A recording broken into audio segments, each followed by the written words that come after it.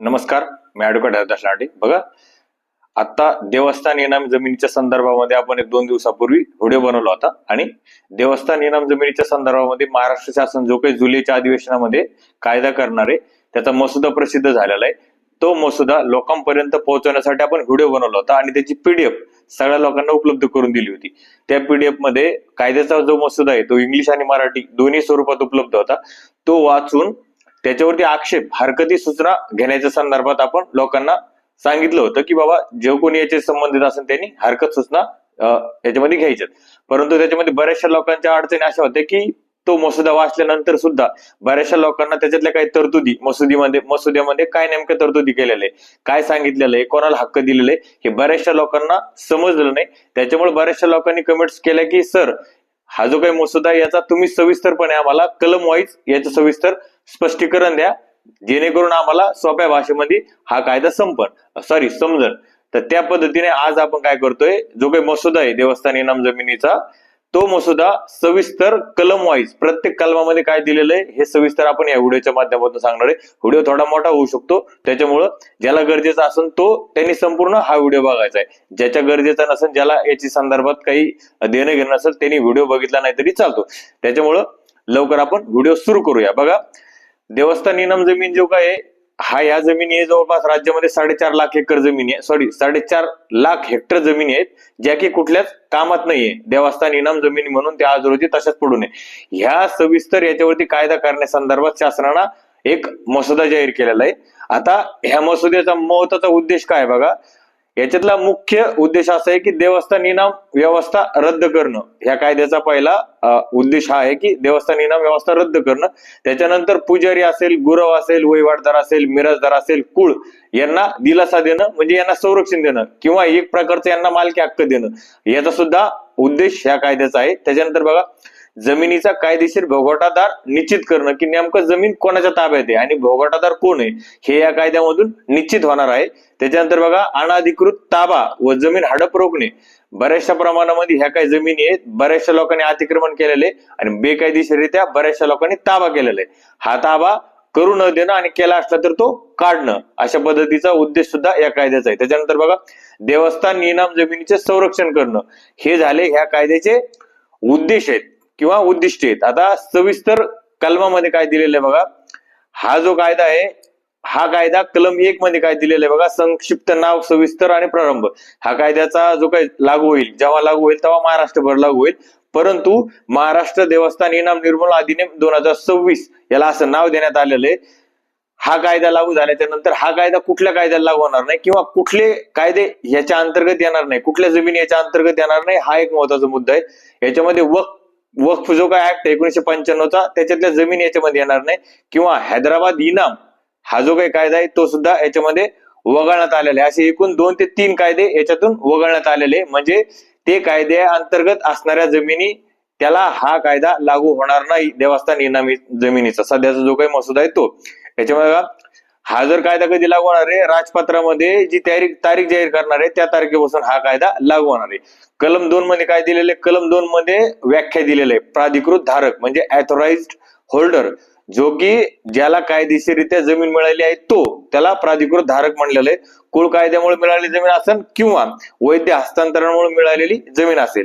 त्याच्यानंतर बघा, त्याच्यामध्ये कनिष्ठ धारक ही एक संज्ञा दिलेली आहे जी की कायदेशीर आहे, म्हणजे इन्फेरियर होल्डर. याच्यामध्ये कोण कोण येतात बघा, जे की कायदेशीर लोक आहे. याच्यामध्ये पुजारी आहे, वहिवाटदार आहे, सेवेकरी आहे, वारसदार आहे, म्हणजे एखादा जर वारला असेल तर त्याचा वारसदार असेल, आणि कुळ असेल, जर कुळ लागलेला असेल तर यांच्या ताब्यात जमीन असल्यास ते कनिष्ठ धारक मानले जातील. म्हणजे हे लोक कायदेशीररित्या त्या जमिनीचे प्राधिकृत धारक मानले जाणार आहे, म्हणजे अधिकृत लोक मानले जाणार आहे. त्याच्यानंतर बघा, मिराजदार कोणाला मानलं जायचं, ज्याला कायमस्वरूपी महसूल भरून जमीन धारण करण्याचा अधिकार दिलेला आहे त्याला मिराजदार असं म्हटलेलं आहे, अशी त्याच्यात व्याख्या दिलेली ह्या याच्यामध्ये प्रारूप अधिनियम मध्ये. त्याच्यानंतर बघा, अनधिकृत धारक अनऑथोराइज्ड होल्डर, म्हणजे ज्याचा ताबा कायदेशीर नाही किंवा अवैध हस्तांतरणाने मिळालेला ताबा आहे, ज्याने बेकायदेशीर ताबा केलेला आहे किंवा एखाद्याकडून बेकायदेशीरित्या खरेदी विक्री करून त्यांनी तसा हक्क मिळवलेला आहे, तो अनधिकृत धारक मध्ये मोडला जाणार आहे. त्याच्यानंतर बघा, लँड ग्रॅबिंग म्हणजे जमीन हडप करणारा, कोणताही हक्क नसताना देवस्थान जमीन बळकावणे, जर असं जर केलं असेल तर त्याच्यात त्याची सुद्धा व्याख्या दिलेली आहे. त्याच्यामध्ये कलम 3 मध्ये काय दिलेलं आहे, देवस्थान इनाम रद्द करणे सगळ्यात महत्वाची कलम आहे, सर्वात महत्वाचं कलम आहे ह्या मसुद्यामधलं. याच्यामध्ये बघा देवस्थान इनाम रद्द करण्यात येणार आहे. रोख भत्ता सोडून बाकी सर्व देवस्थान इनाम रद्द होतील. इनामाशी संबंधित जुने हक्क सुद्धा संपुष्टात येणार आहेत. जमीन महसूल लागू होईल. आता याच्यानंतर ह्या कायदा लागू झाल्याच्या नंतर याला जमीन महसूल अधिनियम जो काही आहे, जशा बाकीच्या जमिनींना लागू होता तोच आता देवस्थान इनाम जमिनींना सुद्धा जमीन महसूल अधिनियम लागू होणार आहे. याचा परिणाम काय होणार आहे, जमीन आता महसूल कायद्याखाली येणार आहे. त्याच्यानंतर इनामी हक्क कायम राहणार नाहीत, म्हणजे इनामी हक्क कायम राहणार नाही. त्याच्यानंतर बघा भोगवाटा हक्क म्हणजे ऑक्युपेन्सी राईट कोणाला मिळणार आहे, कलम 4 मध्ये दिलेलं आहे. बघा हे कलम ठरवते की जमीन कोणाच्या नावावर होणार आहे. महत्वाची कलम आहे. बघा कोणाला हक्क मिळू शकतो, एकतर देवस्थान किंवा इनामदार. याच्यामध्ये कधी मिळू शकतो देवस्थान आणि इनामदार यांना, तर जर जमीन त्यांच्या ताब्यात आणि मशागतीत असेल तर देवस्थानाकडे जमीन असेल आणि तेच जर कसत असेल, किंवा इनामदाराकडे ताबा असेल आणि इनामदारच जर कसत असेल तर त्यांना मालकी हक्क मिळू शकतो. त्याच्यानंतर बघा डबल मालकी हक्क कोणाला मिळू शकतो, तर प्राधिकृत धारक, मिराजदार, कुळ, कनिष्ठ धारक, जे की मी कनिष्ठ धारकाच्या वर व्याख्या सांगितलेली तुम्हाला, त्याच्यामध्ये पुजारी वगैरे ते सगळे त्याच्यात येतात. ह्या लोकांना सुद्धा मालकी हक्क मिळू शकतो. जर ते स्वतः जमीन कसत असतील तर त्यांना भोगवटा मिळू शकतो. त्याच्यानंतर बघा याच्यामध्ये महत्वाची गोष्ट ही आहे की जो काही कमाल धारणा कायदा आहे म्हणजे सिलिंग ऍक्ट जर इथं लागू होतो, म्हणजे एखाद्याकडं सिलिंग कायद्यापेक्षा जास्त जमीन जर त्याच्या ताब्यात असेल आणि तो जर वर्ग 1 ची मालकी हक्कानं मागत असेल तर सिलिंग पेक्षा कमी जमीन त्याला मिळणार आहे मालकी हक्कांना. त्याच्या वरची जमीन सरकार ताब्यात घेऊन परत ती देवस्थान यांना देणार आहे. त्याच्यानंतर बघा याच्यामध्ये विशेष तरतूद काय दिलेली आहे, गावठाणातील घर आहे.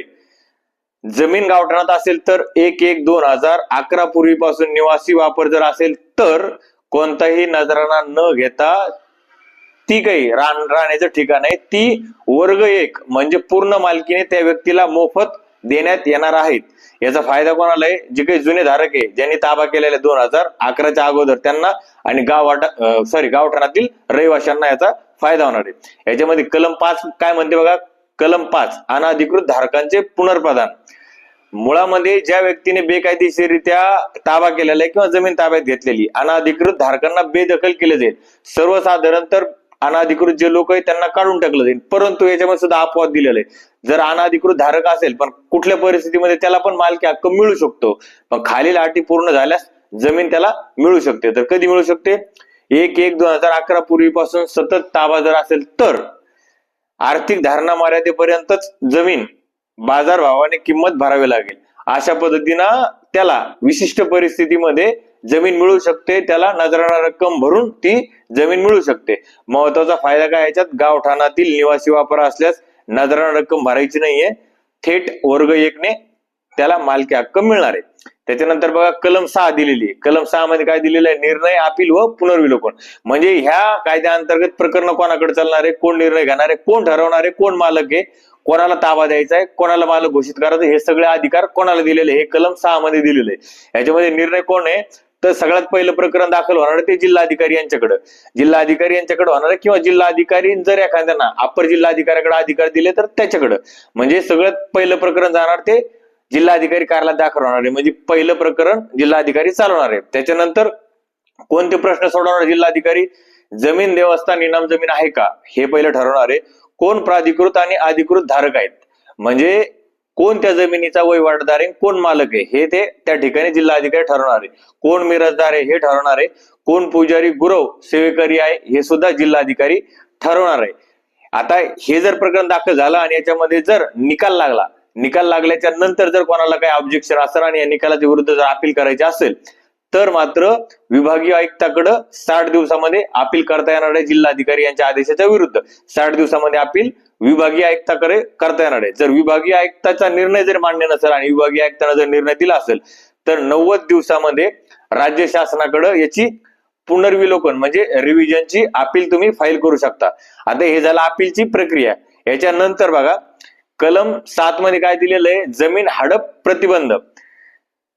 काय गुन्हा मानला जाईल, म्हणजे एखाद्याला जमीन हडप जर केली असेल तर त्याला प्रतिबंध करण्यात आलेला आहे आणि त्याचा गुन्हा नोंद होणार आहे आणि या गुन्ह्यामध्ये काय मानलं जाईल, जर अनधिकृत ताबा असेल आणि बेकायदेशीर विक्री असेल, फसवणूक करून जमीन घेतलेली असेल, अशा व्यवहारांना गुन्हा मानला जाईल. आणि व्यवहार जर अवैध असेल तर विक्री, भाडेपट्टा, गहाण, फाळणी, म्हणजे एखाद्यानं तो मालक दाखवून जर अशा पद्धतीची विक्री केली असेल, भाडेपट्टा दिला असेल किंवा गहाण ठेवली असेल किंवा फाळणी केली असेल, हे सर्व व्यवहार शून्य व अवैध ठरतील.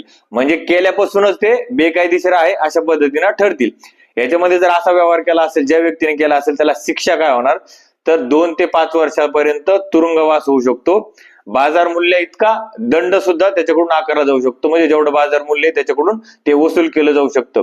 अतिरिक्त अधिकार बघा, जिल्हाधिकारी तात्काळ बेदखल करू शकतात. म्हणजे जिल्हाधिकाऱ्यांना त्याला त्या ठिकाणाहून तात्काळ बेदखल करण्याचा सुद्धा अधिकार दिलेला आहे. जमीन परत देवस्थानाला देऊ शकतात. जिल्हाधिकारी परत ती जमीन देवस्थानाला देऊ शकतात. नुकसान भरपाई वसूल सुद्धा करू शकतात. अशा पद्धतीची याच्यामध्ये कलमामध्ये तरतूद केलेली. आता कलम 9 मध्ये काय दिलेलं आहे बघा, सार्वजनिक वापराच्या जमिनी, ज्या काही सार्वजनिक वापराच्या जमिनी आहे, म्हणजे थोडक्यामध्ये रस्ते असेल, ओढे असेल, नाले असेल, तलाव असेल, पाणीमार्ग असेल, खाणी असेल, मोकळी जमीन असेल, ह्या सगळ्या जमीन सरकारकडेच राहणार आहे. याच्याबद्दल कुठलाही वाद नाही. त्याच्यामुळे ह्या जमिनीचा कुठलाही वाद होणार नाही. ह्या सगळ्या सरकारकडेच राहणार आहे. कलम 10 मध्ये दिलेले देवस्थान जमीन विक्रीवर निर्बंध.